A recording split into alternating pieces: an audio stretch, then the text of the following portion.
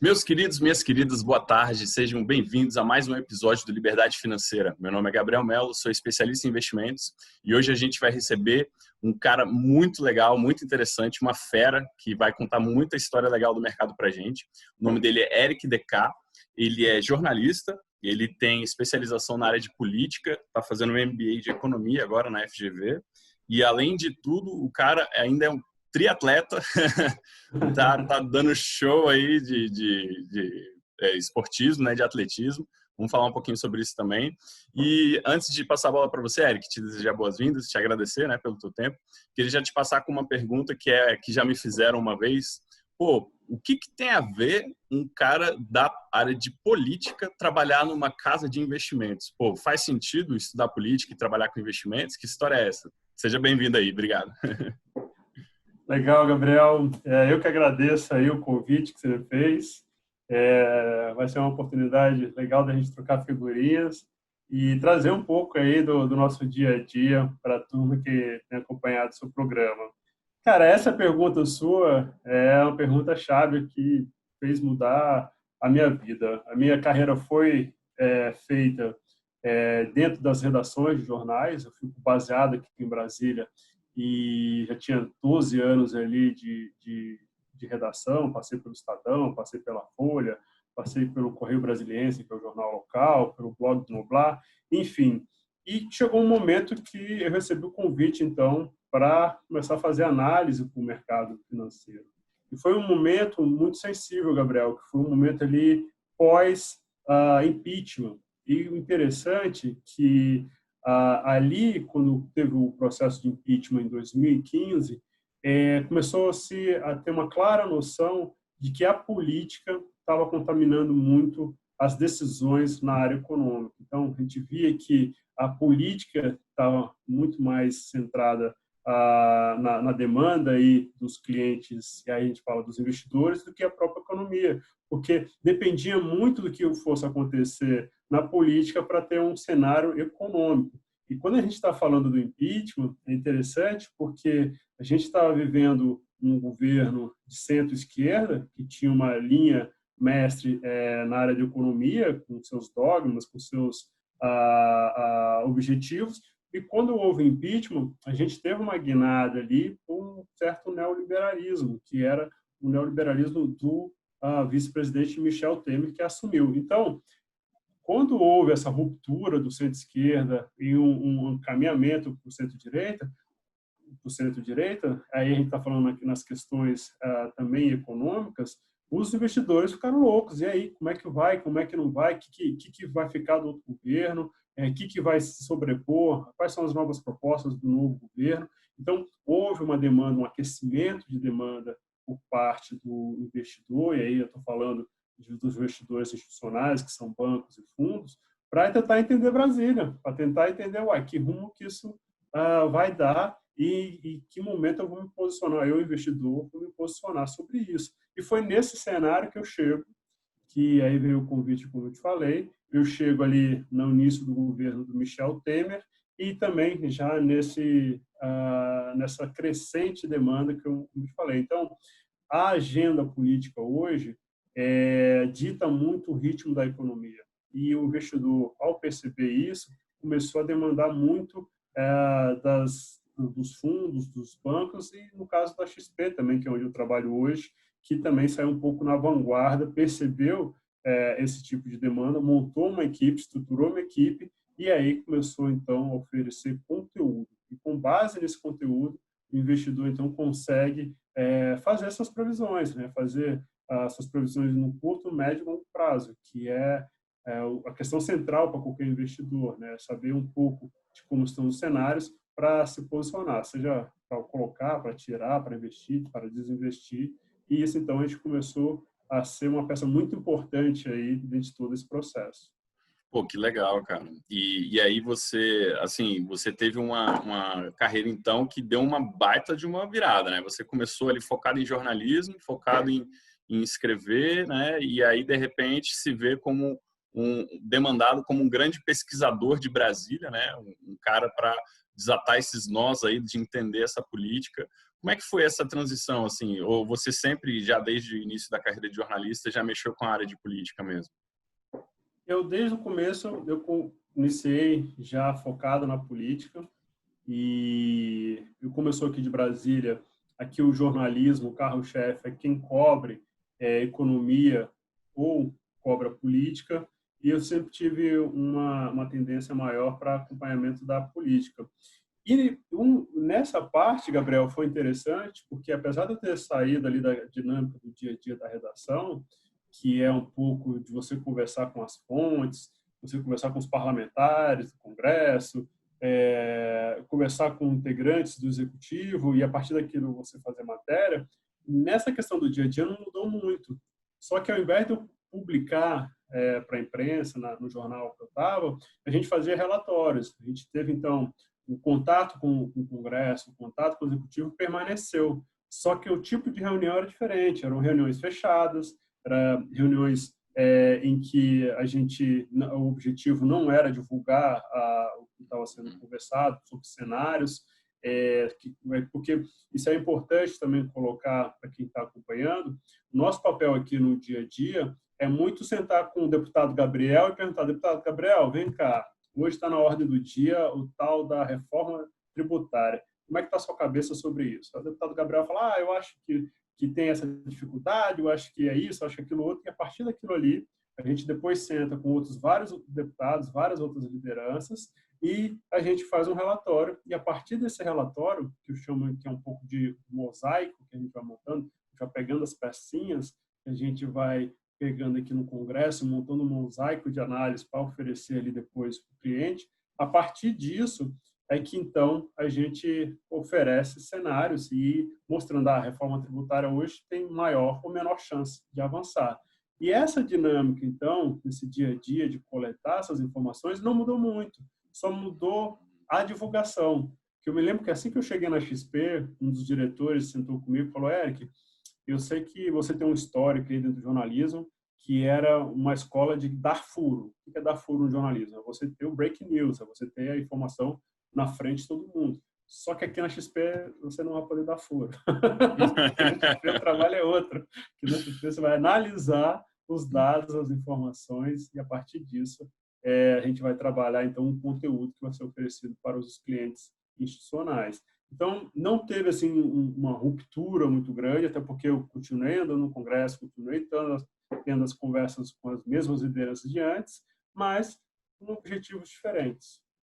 Interessante. Mudou bastante ali a dinâmica, então, do que você entrega, né, no final. Mas o processo, né? O processo foi exatamente o mesmo. E aí, eu também fui descobrindo isso, né? Era uma coisa que, no começo, você fica muito: caramba, a gente tem informações legais que dava para ser uma manchete. Mas, Érico, você não é mais jornalista de redação, você agora é um analista de mercado, se segura. Isso me lembrou um pouco a chamada da Economist, né, da revista, super revista, né, famosíssima no mundo inteiro, em que eles falam assim: você já viu as notícias, agora entenda a história, né? É um pouco essa ideia de realmente pegar a fotografia e botar no filme, né, para enxergar o que está acontecendo. E essa foi uma vantagem do ter passado por redações. Eu também já fui assessor dentro do Congresso, que é um pouco entender como é feita a salsicha, né? A gente sabe que é isso que você falou, tem a manchete, e muitas vezes você vai ter que ver de onde veio essa manchete, de qual jornal veio essa manchete. Porque como eu já trabalhei em diferentes veículos, dá para ter uma percepção de qual o objetivo de cada veículo, qual a forma de abordagem de cada veículo, por que às vezes a gente tem uma matéria que a gente chama que é matéria em off, que é uma matéria assim que não tem a pessoa citando, você não tem uma declaração aberta da pessoa, mas você só tem informações em off, que a gente fala que não cita a fonte, que não cita, mas você consegue ter a leitura exatamente de quem é que está passando aquele recado, por que está passando aquele recado, o time daquele recado. Então, por ter tido uma experiência dentro das redações, na hora de eu ler o jornal, eu tenho uma leitura muito mais crítica. E aí é interessante, porque a gente consegue fazer uma junção das conversas que a gente tem aqui em Brasília com o que sai na imprensa. E aí a gente vê, opa, tá meio esquisito ou não, tá conectando essa informação realmente está fazendo sentido ou não. Faz parte também da análise política tirar um pouco da espuma que está na imprensa, tirar um pouco, às vezes, da gritaria que tem, fulano gritou, Beltrano rebateu, e falar, tá bom, mas o que importa no final do dia para o investidor? Essa briga, de fato, é uma briga fake, é teatro, não é teatro, faz parte, porque uma situação que acontece muito aqui em Brasília, Gabriel, é a turma brigar, a turma que eu falo, os políticos brigarem, os parlamentares brigarem na imprensa, e depois ir para o cafezinho, tomar um cafezinho junto. Então, a gente tem que clássico. saber entender isso, tem que entender assim, não, essa briga aí o cara está falando dessa forma porque ele está falando com o eleitor dele, está falando com a turma dele, o outro está rebatendo dessa forma, e limpar um pouco desses ruídos que tem, e a gente tem visto que na política tem muito, muito ruído, e tentar mostrar o que é essencial para o investidor, porque às vezes o investidor acaba embarcando em algum desses ruídos e embarca de uma forma errada, entendeu? Então, esse também é um dos desafios que a gente tem, do tipo, calma, que não é bem isso que você está vendo nas manchetes de hoje. E como é que foi o approach aí com a XP, assim? Como é que a XP entrou na sua vida? Foi bem interessante, porque, como eu te disse, eu estava no Estadão, eu já estava em um momento bem interessante dentro da carreira, como repórter especial, só que estava já fazendo muito mais do mesmo, sabe? Já estava entrando numa rotina assim que eu estava já querendo, pô, e agora? E agora? O que eu posso fazer demais? O que eu posso fazer demais? E aí veio esse convite. Esse convite era novo para mim, eu não conhecia mercado financeiro, Gabriel, eu não tinha a menor noção do que era mercado financeiro.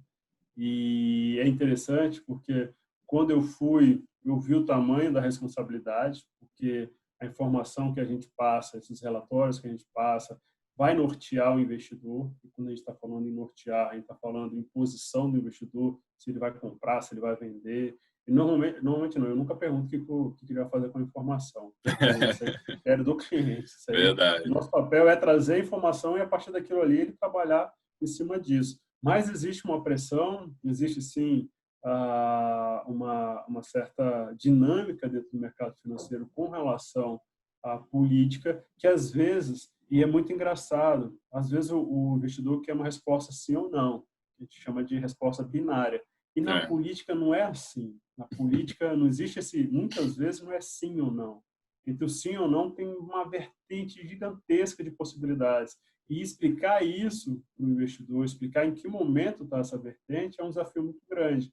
Então, quando a XP, comecei a perceber isso, entender um pouco da cabeça dos clientes, da cabeça dos nossos investidores, foi interessante, porque tinha muito isso, assim, eu tive que ter muito mais cuidado também em dar uma resposta, porque aquela resposta, a partir daquilo, ele ia se posicionar.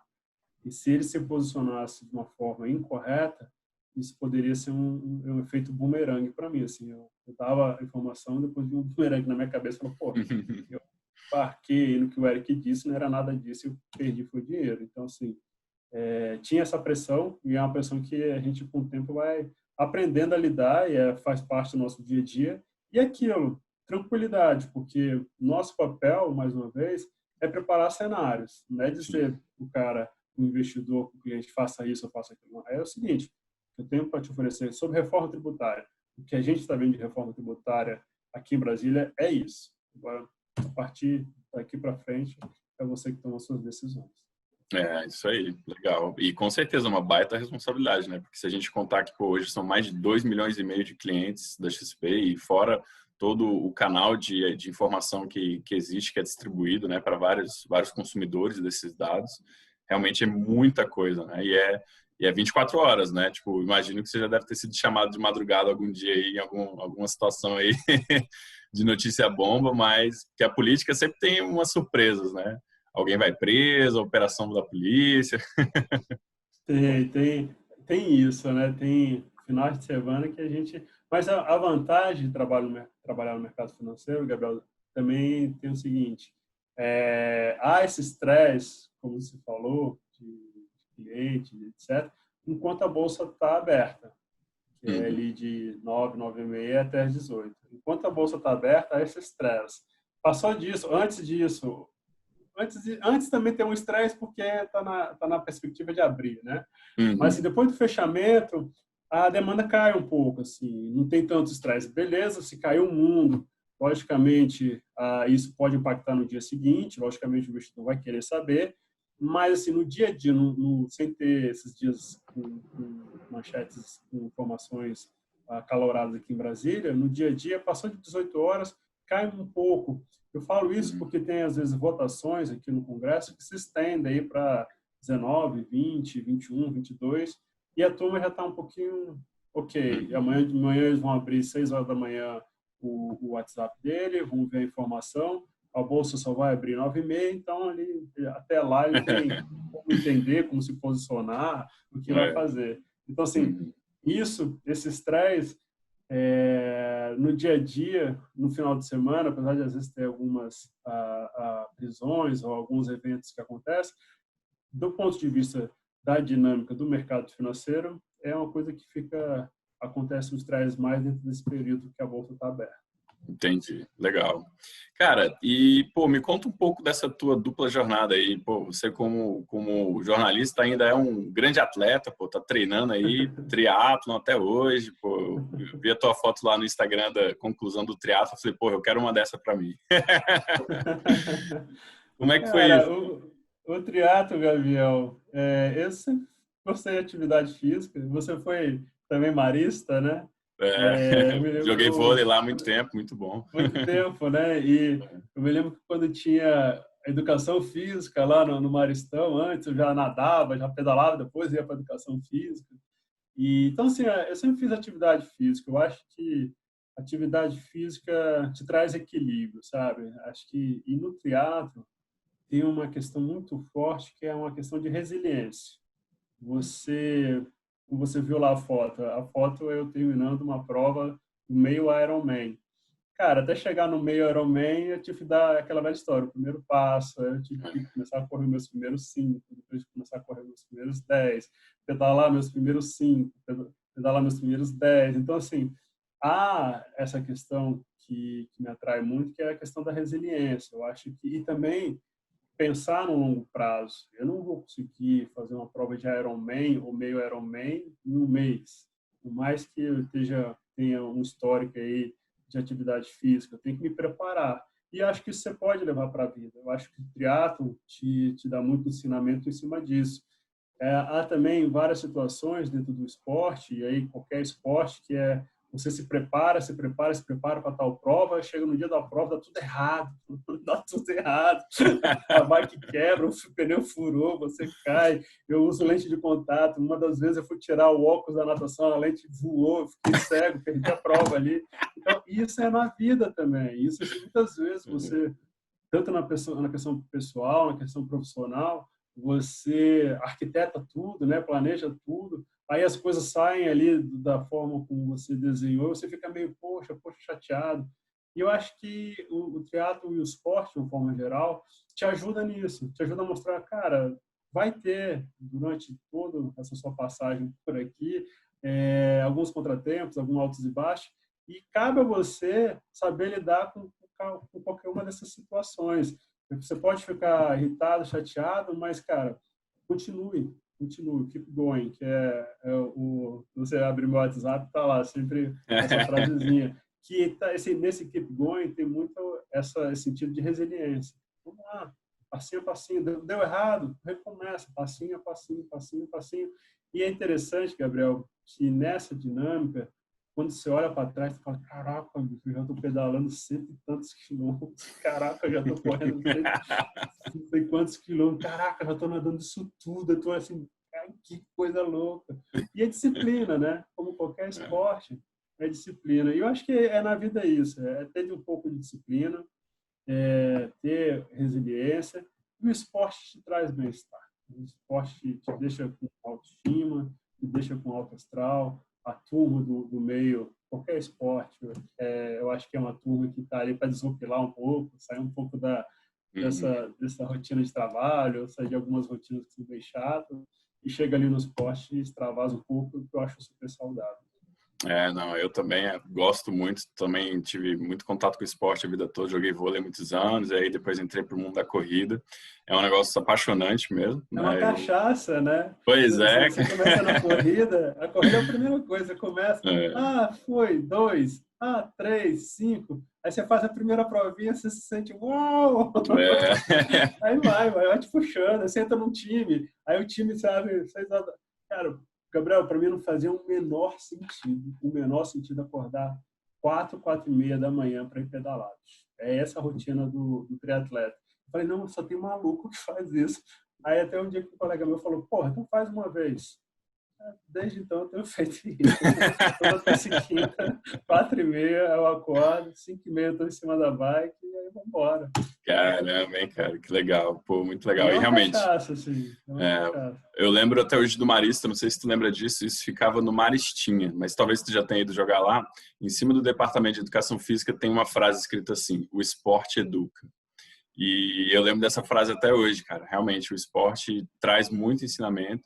E uma das coisas que eu gosto é que depois que eu comecei a correr distâncias mais longas, né, sempre tem muita gente muito melhor que você. Não importa o quanto você acha Uhum, que evoluiu, né? Então, eu uhum. lembro, minha última corrida foi a meia de Floripa, né? Foi na sequência da Expert, não sei se tu teve na Expert de Floripa. Ah, legal. Foi no dia seguinte. Eu fiquei sabendo dessa prova. Uhum. E Você aí, já cara, emendou, né? Você emendou da eu, Expert e já foi direto para a prova. foi, pô, fui diretão, já emendei a diária do hotel e fiquei, né? E aí, no dia da corrida, quando eu tava no final, assim, cara, eu tava acho que no quilômetro 18, aí passou uma senhorinha, assim, baixinha, Nossa, pequenininha, e ainda falou assim: vamos, nossa. garoto! Me É, ultrapassou, assim, vamos, garoto! é isso, cara, é isso. Te ensina humildade também, porque É, eu me lembro quando eu cheguei no triatlo, eu vi o pessoal mais velho, assim, o pessoal de 50, 60 anos, ou as meninas, falei, não, isso aí eu dou conta, isso aí ninguém dá dentro comigo, não. Cara, rapaz, até eu consegui acompanhar as meninas, até eu consegui acompanhar os mais velhos, bicho. Cara, levou é, 6 meses ralando, acordando 4h30, correndo todo dia, academia. Então, hum, assim, o esporte também traz um pouco disso, dessa noção de humildade. E, assim, dentro dessa questão da corrida, e também levando para questões pessoais e profissionais, não adianta para você que fez uma meia maratona, você sair muito afobado, você querer sair muito forte, você querer fazer para agora, para amanhã. Se você tem um projeto, você sabe, se você der tudo ali naquele começo, você não vai completar os 21 quilômetros da meia maratona. é, Então, você tem que ir ali dosando, você tem que ir acelerando quando te permite, você tem que montar uma estratégia de começo, meio e fim. E isso é muito legal. E vai ter ali no começo, meio e fim vários momentos de dificuldades, bicho. Às vezes pode começar a chover, às vezes você tropeça e cai, às vezes um carro te fecha. Então, isso é a vida, né? Você está andando pela sua vida e vai ter altos e baixos.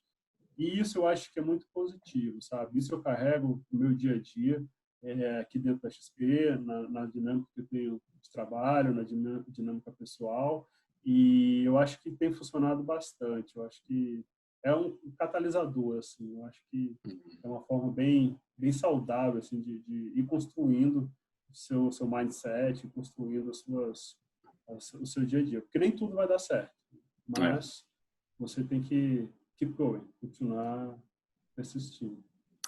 Bom, nosso tempo está acabando, Eric. Te agradeço muito, cara. Pô, obrigado aí pelo teu tempo, sua disponibilidade, pelo bate-papo muito legal. Antes de encerrar, então, eu queria te passar aí para tuas últimas palavras. Eu que agradeço a oportunidade, Gabriel. É interessante esse quadro que você está fazendo para a turma ver que por trás de uma instituição também existem várias pessoas que podem ser muito igual a você que está nos vendo, que tem um dia a dia de trabalho também que às vezes pode conectar com o seu. E a ideia também é deixar aqui uma forma motivadora para vocês disso, às vezes as coisas, se não estiver dando certo agora, vai montando seus projetinhos. Se dentro do financeiro as coisas não aconteceram, vai caminhando aos poucos E resiliência, vai dando passo a passo, porque tanto no profissional, no pessoal, ou nas questões financeiras, não adianta querer ter tudo para ontem. Se você estruturar uma base, se você fizer algo consolidado aqui na base, para crescer fica mais fácil. Então, assim, essa é a dica que eu faço, essa foi um pouco do que eu fiz na minha carreira. Construir a minha formação foi dentro de redação e consolidei isso, consegui ter trânsito aqui em Brasília para ter acesso às principais fontes, a entender como funciona a Brasília, que é muito importante. E hoje eu consigo, então, depois de 12 anos garimpando aqui, remando, hoje eu consigo, então, trazer, tentar clarificar um pouco dos cenários políticos, tanto para o investidor, tanto para o Gabriel, que a gente também tem essa ponte aí com vários escritórios. Então, a gente conversa hoje desde do cliente institucional até você, até as pessoas que não têm tanto acompanhamento da política, mas se interessam pela política. E isso é construído, como eu disse com vocês, depois de uma base de 12 anos, que aí depois para subir fica mais fácil. Obrigado, Gabriel, pela oportunidade, precisando também. Bom, eu que te agradeço, Eric. Pessoal, vamos ficando por aqui, né, com essa mensagem aí de resiliência, de foco, né, de persistência, que realmente, se a gente continuar firme, as coisas acontecem. Em algum momento, né, as coisas se desenrolam e começam a acontecer. Gente, obrigado. Até a próxima semana. Tchau, tchau.